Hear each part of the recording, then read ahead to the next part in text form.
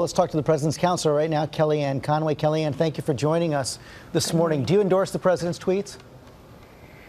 I like the fact that the president uses a social media platform to connect directly with Americans. And in this case, what Sarah Sanders said yesterday is true, that the president normally does not draw first blood. He is a counterpuncher, as he said on the campaign trail. And if you go back and you look at what is said about this president, a lack of policy coverage, there are personal attacks about his physicalities, about his fitness for office. He's called a goon, a thug, mentally ill, talking about dementia, armchair psychologists all over television every day. George, it doesn't help the American people to have a president covered in this light. I'm sorry, it's neither productive nor patriotic. The toxicity is over the top. Kellyanne, as you know, all presidents are attacked. I worked for a president who was attacked mercilessly as well. That is very true. What you're saying is not true. What I'm saying is, but let me just ask you, because you didn't quite answer the question, do you endorse what the president sent out in those tweets? I endorse the president's right to fight back when he is being mercilessly attacked and when the airwaves are filled with raw sewage about him and his fitness for office. Why? Because even when you look at the network coverage, if in a 5-week period between May and June, 353 minutes spent on covering Russia, FBI, Comey, a totally fantastical hypothetical charade, and less than a minute spent on tax reform, 5 minutes spent on jobs. Kellyanne, hold on a second. That was when the president had fired James Comey, when a special counsel was appointed, when the Senate Intelligence Committees were looking at that as well. But let me go back to something you said back in August, because during the primaries, you actually opposed President Trump because he had a pattern of personal insults. And I asked you about that back in August. Look. So what changed for you, and do you stand by those comments? I do, and the reason is I don't like when people hurl personal insults. That will never change. That's not my style. I'm a mother of 4 small children. It'd be a terrible example for me to feel otherwise.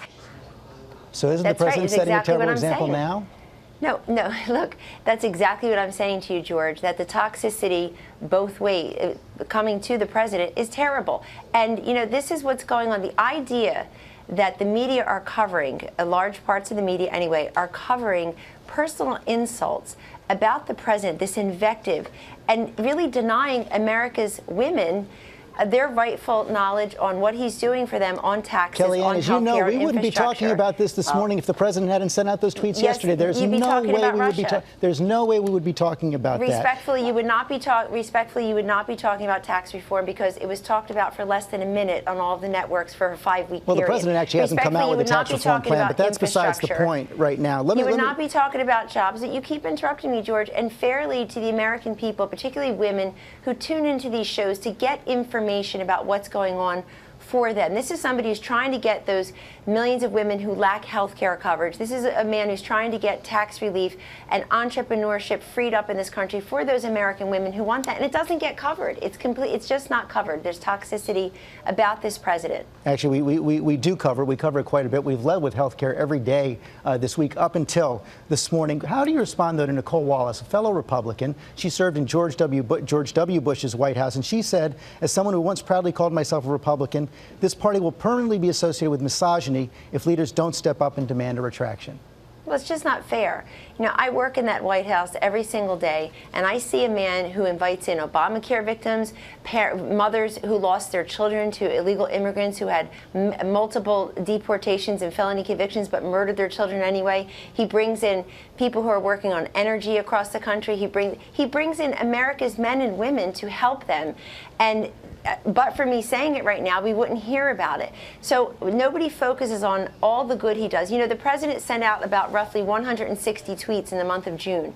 120 or so of them were about policy, were about bilateral meetings with heads of state, were about all the things that he's doing to help the American people. Kellyanne, it gets very little coverage. The problem you have right now is this is Republicans who are coming out with this criticism. It's Susan Collins. It's Lisa Murkowski. Those were the senators who were sitting next to him when he was trying to talk about health care the other day. Here's Pat Toomey, also trying to work very hard on health care right now. He's saying what the president is doing starts to undermine the president's ability to get his agenda done. He's getting in the way of his own agenda.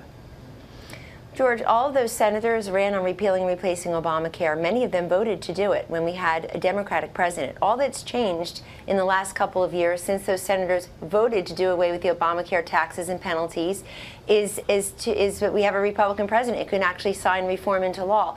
So they need to do what they feel is best for their constituents. We're very confident that health care will get passed this summer and then followed by tax reform. And let me just say something else, since you showed a clip of me talking as a mother of 4. I've been attacked mercilessly. If you can look me straight in the eye and say you want your 2 daughters to be treated the way Kellyanne Conway has been treated, based on her gender and based on where she works and for whom, then I'll listen to you. But I don't fight. I don't respond in kind, because I'm here as a public servant trying to help people, and I swallowed a lot of bile over the time because I don't want this to be about me. But since you showed a clip about me, and since I have to look 4 children in the eye every day, I want them to see a president who's fighting for them. I didn't want them to have somebody who 62% of the country said was not honest or trustworthy to be their president. Well, Kellyanne, that comes with the territory. As you know, I served in the White House as well. I was attacked as well. That just comes with the territory. That is not about gender.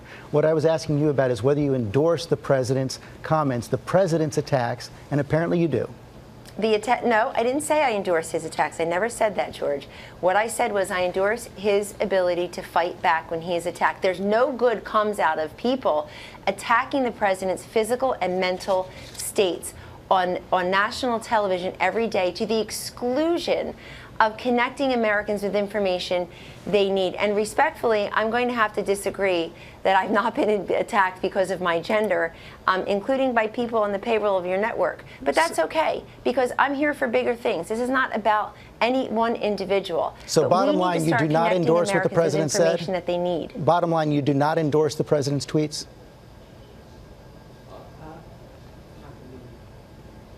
I'm sorry, George, I couldn't hear. Bottom line, you do not endorse the president's tweets?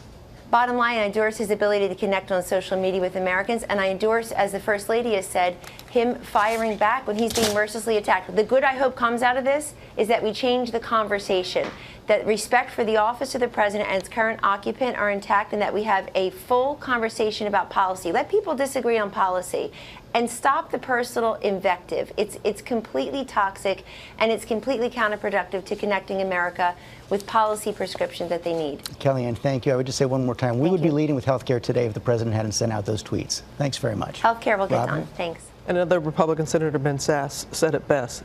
Please just stop. This isn't normal. Just stop.